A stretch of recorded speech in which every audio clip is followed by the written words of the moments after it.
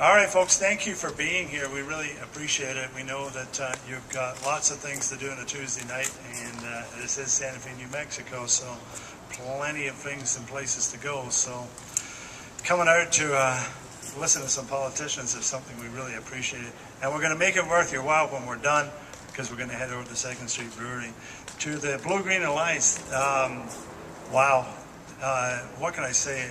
I got involved in the Apollo Alliance back in the late 90s, and we all used to fight because it was power companies and environmental groups and unions, and one of us was always fighting with somebody else, and 10 years to see where we've come with something like this is pretty spectacular. And coming from the union movement and coming from stagehands and film technicians, the guys that used to pour the paint down the drain and burn the film when we're done, first of all, we're really sorry for doing that, and we promise we'll never do it again.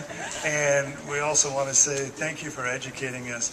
But Santa Fe is a strong union turn, a strong progressive turn, a strong green turn. This is a place where the Blue-Green Alliance can take root and really flourish here. And the man that's going to move us forward, as he has with everything, and we're really lucky to have him, is our Mayor, Mayor Koss. Thank you, John. Thank you. Thanks, everybody, for coming out this afternoon.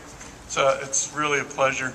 And, I was sharing with some of you beforehand that my grandfather was steel workers, I was communications workers. And so I want to thank all the union people that are here. Thank you for being union. There's nothing more important in the United States right now than growing our labor movement. And so I'm happy to be here. The other part of my background is I'm a wildlife biologist. So I've always wanted to see this Blue-Green Alliance come together, because I don't think there's any rational argument between a strong, healthy economy and a good, strong workforce and labor movement in the United States. There doesn't have to be a split there. And so I really commend the Audubon Society, the steel workers, the AFL-CIO, the trades. Chris, thank you for being here. All the people that are here working on this issue. And I really do like this thing that the job's not done. Santa Fe has committed to becoming an alternative energy capital in the United States. I think that's a good thing to work on. Thank you. We have a Green Technologies Training Center going up at our community college. We have a local energy district that's going to let people, if the feds ever get their act together, going to let people invest in, and Representative Egoff brought that to us from the New Mexico legislature. And about the time we got it all set up, then Fannie Mae and Freddie Mac said, oh wait, we don't think you can do that. So we're working on it again. This building has solar energy on it. We're going to do a megawatt of energy out at our wastewater treatment plant. I just drove back from visiting some of my wife's family in Texas. Windmills everywhere. So you can applaud for that. So are you applauding for windmills? I like them all. So we know what the problem is with global climate change, but we also know how many jobs can be generated if we move to clean energy.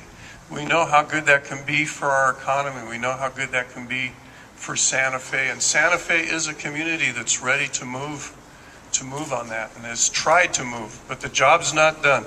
We need that federal help.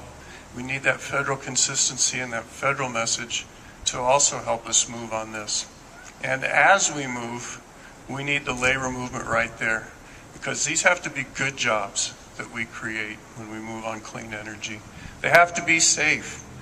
Being up on a 3 or 4 story wind turbine in a windstorm in West Texas or Eastern New Mexico ain't that much fun. You have to know what you're doing. They have to be safe. They have to pay good wages, family wages, wages that you can support a family on. They have to have worker training programs involved in every step of the way, so that we're training a workforce that can work in the alternative energy field. And they have to have health insurance and retirement. It's the labor people are the ones that have the best retirement programs and the best health insurance in the country. And it's not a question of taking it away from them. It's a question of getting it to everybody else. And so, in so many ways, the job's not done. And I just really want to commend labor and environment. That's my background, labor and environment. I want to commend you guys for coming together, taking this tour, and educating everybody about what the stakes are, how much work still remains to be done, but also how much has been done, and that we're together, labor and environmentalists, in bringing this change to Santa Fe, to New Mexico, and to our country. So thank you all very much, and especially thank you for being union. Thank you. Thank you, Mayor. We have a couple of representatives from the Blue Green Alliance. I want to say a couple of words.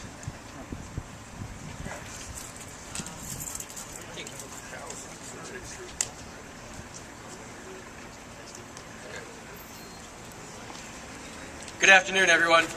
My name is Jim Norris. I'm president of United Steelworkers Local 675 out of Carson, California. I know most of you don't know where that is, but it's in Los Angeles. Okay. We represent mostly oil workers. I work in a refinery. I boil oil. I make gasoline, jet fuel, diesel fuel. And what most people don't understand, it's kind of like 30 years ago when they started very first talking about, well, in 1999, we're going to have to do something with these computers because it's not going to work because we put that number in all of them. And they had the 2000 bug. Well, we don't have a bug in the oil industry. We got it coming to an end in the oil industry. People don't like to hear that, but that's how it works. It is a finite entity, oil. When you put the straw in the soda can, once you're done pulling off of it, it's all done. It's gone. And we don't got another soda can to get that stuff out of. Planet Earth is the only one we got. So before it's gone and everybody starts looking up to the sky hoping for a miracle to come change things, we need to get to work on it. There are technologies out there that let us start to go green, and Santa Fe is a shining example of that. Is it done in Santa Fe? No. But this is a city that has a very good head start. Most don't. We got a long way to go. There's a lot of jobs to be had doing it, because jobs in my sector, the oil sector, are going to go away. 130 years ago, we had blacksmiths in every town. Those were jobs forever. Everyone needed a blacksmith. And now there aren't any, because those jobs went away and people had to transition into something else. And the people that are working today in the industries that are not green need to, by necessity, transition into industries that are green. We can do this, but we can't do this by ourselves. It's going to take everybody. This is what I consider almost that miracle, the Blue-Green Alliance. For decades, it was, brother against brother, sister against sister, you're trying to kill our jobs, you're trying to kill our environment. And that's not where either one of them really wanted to go, but that's what it seemed to boil down to. And now we're working together.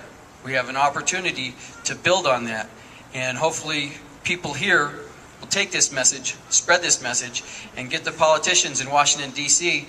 to do what needs to be done in this country and have the comprehensive legislation that will allow us to go green.